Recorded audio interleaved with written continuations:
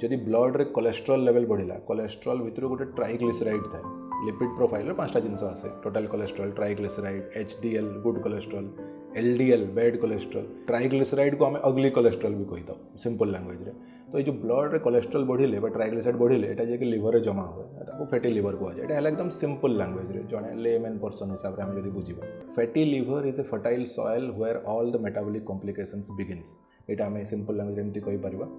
fatty liver को जिनस केमती हो पार जदि आपंकर ओबेसिटी अच्छी ओभरवेट अच्छी आपंकर एक्सेसिव डिसलिपिडेमिया माने कोलेस्ट्रॉल लेवल बहुत बेसी अच्छी आपंकर सिडेंटरी लाइफस्टाइल अच्छी junk food oily food excess amount जितकी दरकार तार अधिक अमाउंट जदि इनटेक होची पर डे आमको फॉर एग्जांपल 1600 किलो कैलोरी दरकार आम जोटा नॉर्मल भावु सेटा 2500 किलो कैलोरी थाए तो आम न जानी कि 900 किलो कैलोरी एक्स्ट्रा इनटेक होची सेटा गोटे मास गोटे वर्ष 5 वर्ष 10 वर्ष एमती लॉन्ग ड्यूरेशन रे सेटा जाइकी आम फैट बा आम बॉडी रे